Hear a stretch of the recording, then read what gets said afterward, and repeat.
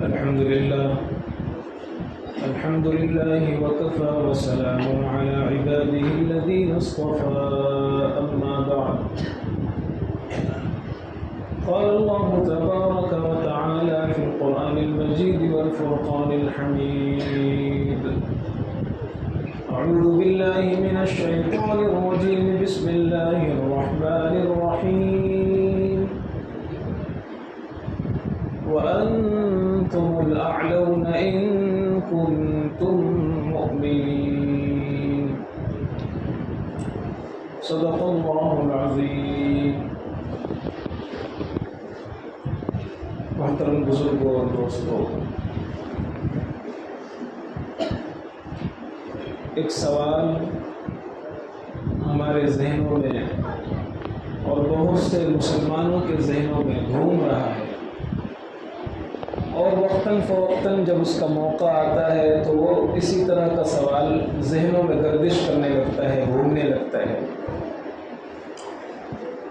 سوال یہ پیدا ہوتا ہے کہ کیا ہم اللہ کے بندے نہیں ہیں؟ کیا ہم مسلمان راہ حق پر نہیں ہیں؟ کیا ہم مسلمان نبی کے امتی نہیں ہیں؟ کیا مسلمانوں کی مدد و نصرت کا وعدہ اللہ تعالیٰ نے قرآن پاک میں نہیں کیا ہے؟ کیا پہلے ایسا نہیں ہوا کہ مسلمانوں کی مدد و نصرت کے لیے فرشتے آسمانوں سے اترے؟ کیا پہلے ایسا نہیں ہوا کہ مسلمانوں نے 2 رکعت نماز پڑھ کر اپنے بہت سے مسائل حل کرا لیے؟ آج کیا ہو گیا ہے؟ آج کیا ہو گیا ہے؟ آج بھی اللہ وہی ہے، قرآن وہی ہے، شریعت وہی ہے، نبی وہی ہے، عبادت کا طریقہ بھی وہی ہے، نمازوں کی فرائض بھی وہی ہیں، ساری چیزیں وہی ہیں، اللہ کا قرآن بھی وہی ہے. لیکن آج کیا ہو گیا ہے کہ بچوں کے بدن کے چیتھڑے فضا میں بکھر رہے ہیں، معصوم ماؤں کی چیخ و پکار بھی عرش کو نہیں ہلا رہی ہے، کھانا پانی بند کر دیا گیا ہے، ہاسپٹل محفوظ نہیں، عبادت گاہیں محفوظ نہیں، بوڑھے کمزور اور نہتے محفوظ نہیں. کیا ان کی چیخ و پکار اور ان کے بکھرے ہوئے چیتھڑے، ان کے بدن کے ٹکڑے، لہو لہان مائیں اور بلکتے سسکتے کمزور مسلمان آسمانوں کی طرف اولیاں پھیلا کر، جھولیاں پھیلا کر دعائیں مانگ رہے ہیں؟ اور صرف وہی مظلوم مسلمان نہیں بلکہ پوری دنیا کے مسلمان اللہ تعالیٰ سے مدد و نصرت کی بھیک مانگ رہے ہیں. مسجدوں میں خطابات ہو رہے ہیں، جمعہ کے بیان کے بعد، نمازوں کے بعد دعائیں ہو رہی ہیں. کتنے لوگ ہیں جو تہجد میں آہوزاری کر رہے ہیں، اشکباری کر رہے ہیں، خدا کے سامنے ہاتھ پھیلا رہے ہیں. کتنے اولیاء اللہ ہیں، کتنے اللہ کے نیک بندے ہیں جو روزہ رکھ رہے ہیں، صدقہ کر رہے ہیں، صلاۃ الحاجت پڑھ رہے ہیں، دعائیں مانگ رہے ہیں. لیکن کیا بات ہے، اللہ کی مدد کے فیصلے کیوں نہیں ہو رہے؟ یہ سوال ہے جو ہمارے ذہنوں میں اور ایسے مسلمانوں کے ذہنوں میں آتا رہتا ہے کہ آج کیا بات ہو گئی، کیوں اللہ تبارک و تعالیٰ کی مدد و نصرت کے فیصلے نہیں آ رہے ہیں؟ یہود تو اللہ کو سب سے زیادہ ناپسندیدہ ہیں، نصارہ اللہ کو سب سے زیادہ ناپسندیدہ ہیں، مشرکین اللہ کو سب سے زیادہ ناپسندیدہ ہیں. یہ خدا کو سب سے زیادہ جو ناپسند چیز ہے شرک، یہ اس میں گرفتار ہے. اللہ تبارک و تعالیٰ کو تمام گناہوں میں سب سے زیادہ غصہ اگر کسی گناہ پر آتا ہے، شرک اور کفر پر آتا ہے. یہ شرک و کفر میں مبتلا ہیں، اور پھر بھی اللہ تبارک و تعالیٰ نے ظاہری اعتبار سے ان کو عزت دے رکھی ہے، ان کو غلبہ دے رکھا ہے، ان کو طاقت دے رکھی ہے، اور جو ایک خدا کو ماننے والے مسلمان ہیں وہ پس رہے ہیں. کیوں؟ ایسا کیوں ہے؟ یہ سوال بہت سے مسلمانوں کے ذہنوں میں آتا ہے، اور بہت سے کالجوں میں، اسکولوں میں پڑھنے والے جو ہمارے نوجوان طبقہ ہے وہ بہت پوچھتا ہے، مفتی صاحب ایسا کیوں ہے؟ اللہ کی مدد کیوں نہیں آ رہی ہے؟ کب ہوگا اللہ کی مدد کا فیصلہ؟ متی نصر اللہ؟ ایسے موقع پر ہمیں دیکھنا یہ چاہیے کہ مجموعی طور پر اللہ تبارک و تعالیٰ نے قرآن میں اور پیغمبر نے روایات و احادیث میں آسمانوں سے اللہ کی مدد کے فیصلے کن بنیادوں پر فرمائے ہیں، کیا اشارات ملتے ہیں، کیا ہدایات ملتی ہیں۔ میں نے خطبے میں ایک آیت کا ایک ٹکڑا پڑھا تھا۔ اللہ تبارک و تعالیٰ نے ارشاد فرمایا ہے وَأَنْتُمُ الْأَعْلَوْنَ إِن كُنتُم مُؤْمِنِينَ، اے مسلمانوں اس دنیا میں تم ہی عزت والے رہو گے، تم ہی اقتدار والے رہو گے، تم ہی غلبے والے رہو گے، تمہاری ہی عزت و حکومت ہوگی اور ساری چیزیں تمہاری ہی فیوریٹ ہوں گی اور تمہارے فیور میں ہوں گی، لیکن شرط قرآن نے لگائی ہے بشرطے کہ تم مومن بنے رہو۔ ایک شرط ہے کہ تم مسلمان بنے رہو۔ میں نے کئی ہفتے پہلے بھی اس پر بیان کیا تھا کہ صرف داڑھی ٹوپی کرتے کا نام مسلمان نہیں ہے، صرف ایک لباس کا نام مسلمان نہیں ہے، صرف چند رکعتیں پڑھ لینے کا نام مسلمان نہیں ہے۔ اللہ قرآن میں فرماتا ہے کان حقا علینا نصر المؤمنین، ہمارے ذمے فرض ہے، ہمارے ذمے لازم ہے، ہم مسلمانوں کی مدد کر کے رہیں گے۔ یہ اللہ کا قرآن میں وعدہ ہے، کسی تاریخ کی کتاب کا جملہ نہیں ہے۔ اللہ قرآن میں فرماتے ہیں ہم مدد کریں گے، حق ہے مسلمانوں کا ہمارے اوپر کہ ہم ان کی مدد کریں، لیکن شرط یہی ہے مسلمان بن کر کے رہو۔ مومنین کی مدد ہوتی ہے، مسلمین کی مدد ہوتی ہے، مسلمان بن کر کے دکھاؤ، پھر اللہ تبارک و تعالیٰ کی مدد کے فیصلے نہ آئیں تو کہنا۔ اللہ کے نبی صلی اللہ علیہ وسلم نے ان چیزوں کو اور بھی زیادہ واضح کیا ہے۔ ایک روایت ہے کہ جب امت پر حالات آئیں گے، پریشانیاں آئیں گی، اس طرح کے حالات جیسے آج کل چل رہے ہیں ایسے حالات آئیں گے، کوئی خدا کا نیک بندہ جو اللہ کا نیک بندہ ہوگا اپنے اللہ سے ہاتھ اٹھا کر دعا مانگے گا، اے اللہ ان مظلوموں کی مدد فرما۔ اللہ فرمائیں گے ادعونی لنفسک، تو اپنے بارے میں مجھ سے مانگ، وَلِمَا يَحْزِبُكَ مِنْ أَمْرٍ خاص، جو تجھے تیرا پرسنل معاملہ ہے اپنے بارے میں تو دعا کر، میں تیری دعا قبول کروں گا، لیکن دوسرے مسلمانوں کے بارے میں، دنیا کے مظلوم مسلمانوں کے بارے میں، ان لوگوں کے بارے میں فرمائش مت کرو، مجھ سے دعا مت کرو۔ خود حدیث میں موجود ہے اللہ فرمائیں گے اس لیے کہ انہوں نے مجھے ناراض کر رکھا ہے، فَإِنِّي عَلَيْهِمْ غَضْبَانٌ، اس لیے کہ میرا غضب ان کے اوپر نازل ہو رہا ہے، میرا غصہ نازل ہو رہا ہے۔ اور کیوں غضب نازل ہو رہا ہے، کیوں غصہ نازل ہو رہا ہے؟ اس لیے نازل ہو رہا ہے کہ ہم نے اللہ کو ناراض کر دیا ہے۔ آج صورتحال مسلمانوں یہ ہے کہ کسی خاص جگہ کی بات نہیں کر رہا ہوں، پوری دنیا کے مسلمانوں کی صورتحال یہ ہے کہ دین کے معاملے میں، ایمان کے معاملے میں اور اپنے مذہب پر عمل کے معاملے میں سب سے پیچھے اگر کوئی قوم گئی ہے تو وہ مسلمان گئی ہے۔ اب دیکھیے ہماری ہر شعبے میں، ہر محاذ پر، ہر جگہ پر ہم اپنے دین کے معاملے میں انتہائی پچھڑ گئے ہیں، انتہائی پیچھے ہو گئے ہیں۔ مسجدیں شکوہ کرتی ہیں، نمازی غائب ہو چکے ہیں، بازاریں شکوہ کر رہی ہیں، امانت دار تاجر کہاں ہیں؟ کاروباری، دکان والے، بزنس والے، کوئی بھروسے مند مسلمان تاجر ملے تو مجھے بتانا۔ اس طرح کی زبانوں پر جملے آنے لگے ہیں۔ کوئی امانت دار مسلمان ملے، کوئی اچھا پڑوسی مسلمان ملے، کوئی اچھا معاملہ کرنے والا مسلمان ملے، کوئی سچ بولنے والا مسلمان ملے، کوئی ہر معاملے میں جھوٹ سے بچنے والا مسلمان ملے، کوئی اپنے شادی بیاہ کے معاملے میں اچھا مسلمان نظر آئے تو مجھے بتانا۔ آپ انگلیوں پر گن سکتے ہیں کہ ہر شعبے زندگی میں جو ایک مسلمان دکھتا ہو ایسا مسلمان بہت کم نظر آ رہا ہے۔ صرف لباس کے مسلمان ہیں، صرف باتوں کے مسلمان ہیں، چند رکعتیں پڑھنے کے مسلمان ہیں، اور ساری چیزیں ہماری تباہ ہو گئی ہیں۔ مسلمانی کے نام پر، اسلام کے نام پر ہمارے پاس ہے کیا چیز؟ ہم اپنی زندگیوں کا جائزہ لیں، صبح سے لے کر کے شام تک ہم کرتے کیا ہیں، رہتے کیسے ہیں، بولتے کیسے ہیں، کھاتے کیسے ہیں، ہماری فیملی کیسی ہے، ہمارے بچے کیسے ہیں، ہماری چوائس کیسی ہے، ہمارا طریقہ کیسا ہے۔ ہر چیز تو بدل گئی ہے۔ دنیا میں سب سے زیادہ اگر کتابوں سے دور کوئی قوم ہے تو وہ مسلمان ہے۔ کسی کے پاس اتنی فرصت نہیں ہے کہ وہ 10 منٹ کسی کتاب کا مطالعہ کر سکے.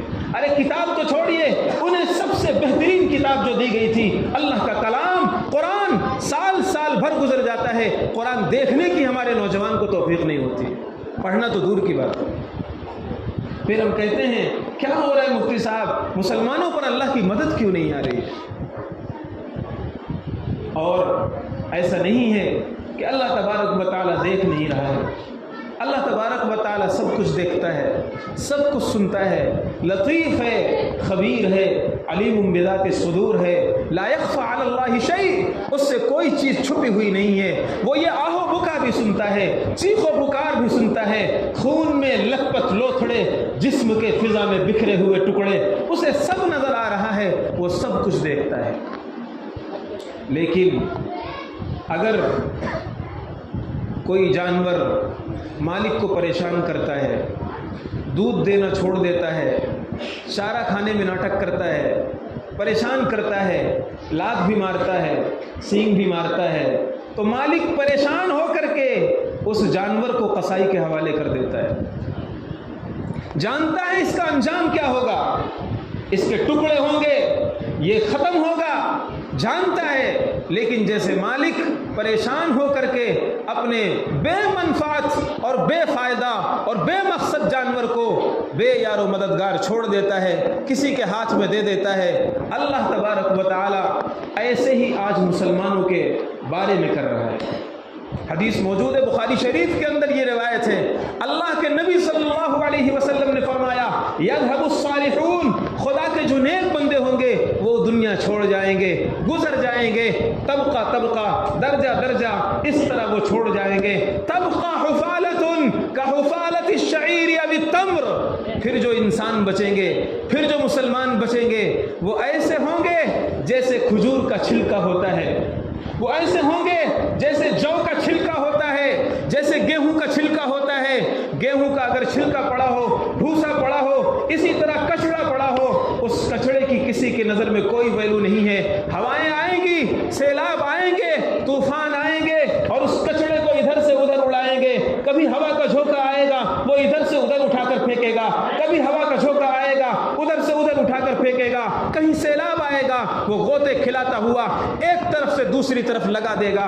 اللہ تبارک و تعالیٰ کے پیغمبر نے فرمایا، بخاری شریف کے اندر یہ حدیث موجود ہے، اللہ کو بال برابر ایسے مسلمانوں کی پرواہ نہیں رہے گی، بال کے برابر بھی ایسے مسلمانوں کی پرواہ نہیں رہے گی، اس لیے کہ انہوں نے اللہ کو چھوڑا ہے. ان تنصروا اللہ ینصرکم ویثبت اقدامکم، شرط یہ ہے تم اللہ کے دین پر آؤ، پھر آسمان سے تمہاری مدد کے لیے فرشتے نہ اترے تو کہنا. کیا بچا ہے ہمارے پاس جسے ہم کہیں کہ ہم مسلمان ہیں؟ ایک چیز ہمیں بتائیے، ایک مسلمان ایسا بتائیے جو 100% مسلمان آپ کو نظر آتا ہو. باتوں میں ہم مسلمان ہوں گے، لباس میں ہم مسلمان نظر آ جائیں گے، 2 رکعتیں پڑھنے میں ہم مسلمان نظر آ جائیں گے. جب معاملات کی باری آئے گی، جب حالات دوسرے ہوں گے، پھر ہماری مسلمانی پتہ چلتا ہے. شادی بیاہ میں دیکھیے مسلمانی پتہ چلتا ہے، اور خوشی کے موقع پر دیکھیے مسلمانی پتہ چلتی ہے، غم کے موقع پر دیکھیے مسلمانی پتہ چلتی ہے، کسی سے معاملات ہو پھر مسلمانی پتہ چلتی ہے، بزنس کا معاملہ ہو، کاروبار کا معاملہ ہو، پھر مسلمانی پتہ چلتی ہے. سارے اخلاق دھرے کے دھرے رہ جاتے ہیں، ساری شریعت بالائے طاق رکھ دی جاتی ہے، سب کچھ اٹھا کر رکھ دیا جاتا ہے، اور پھر ہم سوچتے ہیں مدد کیوں نہیں آتی، پھر ہم سوچتے ہیں مدد کیوں نہیں آتی. یہ اللہ کا دستور ہے، اللہ کا قانون ہے.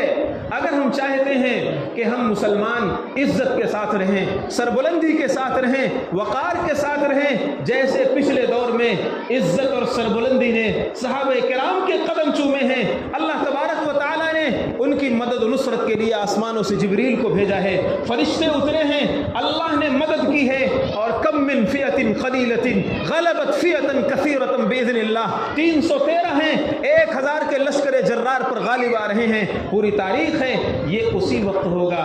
پہلے شرط یہ ہے ان کنتم مؤمنین، مسلمان تو بنو، پہلی شرط ہے مسلمان تو بنو. اس لیے بزرگوں اور دوستوں، ہمارا سب کچھ بگڑ گیا ہے، ہمارا گھر مسلمانوں جیسا نہیں ہے. آپ دیکھیے ہم اپنے گھروں میں رہتے ہیں، ہمارا گھر کیسا ہے؟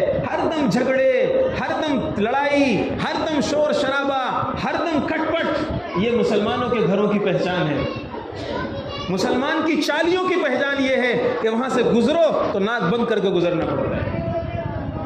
جتنی گندگی، چلو بہت سے چال کے روم ہوتے ہیں، چھوٹی چھوٹی جگہ ہوتی ہے، پریشانیاں ہوتی ہیں، لیکن کم سے کم اپنا گھر تو ہم صاف رکھ سکتے ہیں، اپنا صحن تو صاف رکھ سکتے ہیں، اپنے دروازے کے باہر کا حصہ تو صاف رکھ سکتے ہیں. اللہ کے پیغمبر نے فرمایا تھا نظفوا افناکم وفی روایت افنیتکم فإن اليہود لا تنظف. اے مسلمانوں، اپنا گھر بھی صاف رکھا کرو، گھر کے باہر جو گیلری ہے، صحن کا حصہ ہے، وہ بھی صاف رکھا کرو، اس لیے کہ اس زمانے میں یہود صاف نہیں کرتے تھے. آج دیکھیے جتنے پوش ایریے ہیں، جتنے اچھے ایریے ہیں، جتنا صفائی ستھرائی والا علاقہ ہے، وہ غیروں کا آپ کو ملے گا. جتنا گندا، جتنا بیکار علاقہ آپ کو ہمارا ہے، وہ مسلمانوں کا ملے گا. پھر بھی ہم کہتے ہیں مسلمان ہیں، مدد کیوں نہیں آ رہی؟ میں کیا کیا مثالیں دوں. ایک چیز نہیں ہے، تنہما داغ داغ شد کنبا کجا کجا نے ہم. ایک زخم ہو تو اس کو دکھایا جائے، جسم ہے سارا چھلنی، درد بیچارہ پریشان ہے کہاں سے اٹھے. کوئی ایک بات ہے، کوئی ایک چیز ہے جو بتانے کی ہو جو ہماری خراب ہو، چلو اس کو صحیح کر لو. ہمارے پاس انسانیت نہیں ہے، ہمارے پاس ہمدردی نہیں ہے.